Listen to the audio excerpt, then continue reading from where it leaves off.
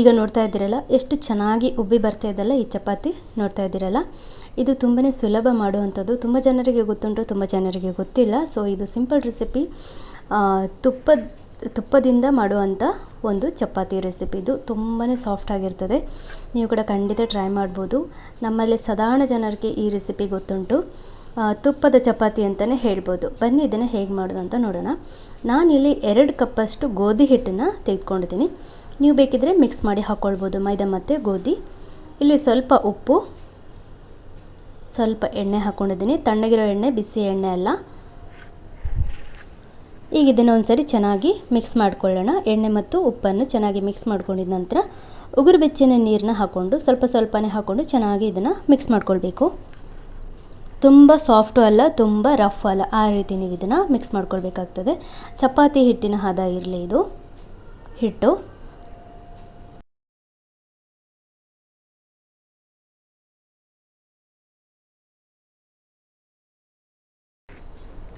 ಈಗ ನೋಡ್ತಾ ಇದ್ದೀರಲ್ಲ, ದಿಢೀರಾಗಿ ಮಾಡುವಂಥ ಚಪಾತಿ ಇದು. ನಾನು ಏನು ಅಂದರೆ ಚೆನ್ನಾಗಿ ಅದನ್ನು ಮಿಕ್ಸ್ ಮಾಡಿ 10 ನಿಮಿಷ 30 ನಿಮಿಷ ಏನೂ ಇಟ್ಟಿಲ್ಲ, ದಿಢೀರಾಗಿ ಮಾಡಿದ್ದು ನಾನು.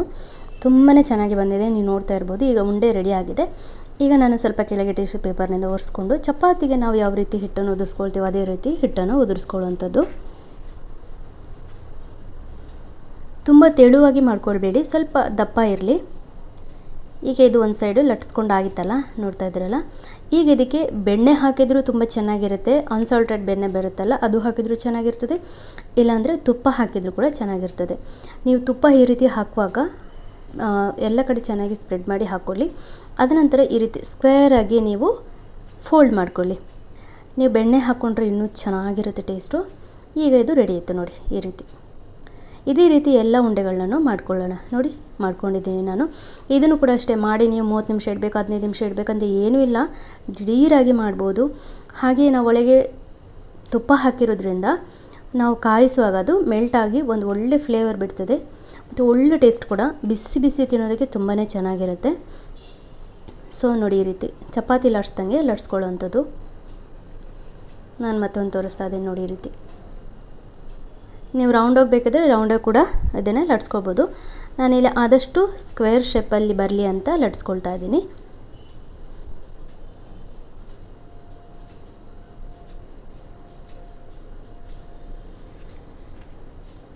ಇದಿವಾಗ ಆಯಿತು ನೋಡಿ. ಇಷ್ಟೇ, ಎಲ್ಲವನ್ನು ನಾನೀಗ ಲಟ್ಸಿ ಇಟ್ಕೊಂಡಿದ್ದೀನಿ ನೋಡಿ. ಈ ರೀತಿ ಇವಾಗ ಅಂಚನ್ನು, ಕಬ್ಬಿಣದ ಅಂಚನ್ನು ನಾನು ಆಗಲೇ ಬಿಸಿ ಮಾಡಲಿಕ್ಕೆ ಇಟ್ಕೊಂಡಿದ್ದೆ. ಹದಾ ಬಿಸಿ ಇರಲಿ. ಈಗ ಒಂದು ಸೈಡ್ ಸ್ವಲ್ಪ ಉಬ್ತಾ ಇರುವಾಗಲೇ ತಿರುವು ಹಾಕ್ಕೊಳ್ಬೇಕು, ಆಯಿತಾ. ಮತ್ತು ಸೈಡ್ ಚೆನ್ನಾಗಿ ಸುತ್ತಲೂ ಬೇಯಿಸ್ಕೊಳ್ಬೇಕು. ಈ ರೀತಿ ಕಾಯಿಸ್ಕೊಂಡಾಗ ಅದು ಸುತ್ತಲೂ ಚೆನ್ನಾಗಿ ಕಾಯ್ಕೊಳ್ಳುತ್ತೆ. ಮೇಲ್ಗಡೆ ಬೇಕಿದ್ದರೆ ತುಪ್ಪ ಅಥವಾ ಬೆಣ್ಣೆ ಹಾಕ್ಕೊಳ್ಬೋದು, ಬೇಕಿದ್ದರೆ ಹಾಕಿ, ಇಲ್ಲಾಂದರೆ ಪರವಾಗಿಲ್ಲ. ಈಗ ಇದನ್ನು ಮತ್ತೆ ಒಂದು ಸೈಡ್ ಫ್ರೈ ಮಾಡ್ಕೊಳ್ಬೇಕು. ತುಂಬ ಸರಿ ನಾವು ಏನು ಮಾಡ್ತಾಯಿದ್ವಿ, ಆಚೆ ಈಚೆ ಮಾಡಿದರೆ ಅದು ತುಂಬ ಗಟ್ಟಿ ಆಗಿಬಿಡುತ್ತೆ. ಸೊ ಅದು ಫ್ರೈ ಆದಮೇಲೆ ಮತ್ತೊಂದು ತೋರಿಸ್ತಾ ಇದ್ದೀನಿ.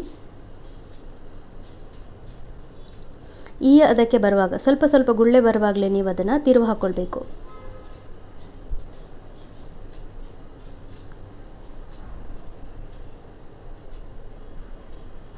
ಈಗ ನೋಡಿ, ಒಂದು ಸೈಡ್ ಕಾದಿದೆ, ಮತ್ತೊಂದು ಸೈಡ್ ಸಹ ಅದೇ ರೀತಿ ಕಾಯಿಸ್ಕೊಳ್ಬೇಕು.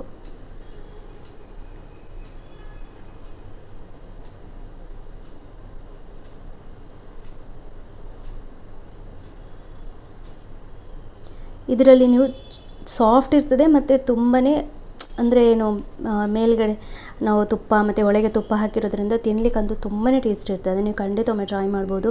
ಇದ್ರ ಜೊತೆ ಬಾಜಿ ಅಥವಾ ಕಡಲೆ ಚೆನ್ನ ಎಲ್ಲ ಮಾಡ್ಕೊಳ್ಬೋದು, ಒಳ್ಳೆ ಟೇಸ್ಟ್ ಇರುತ್ತೆ.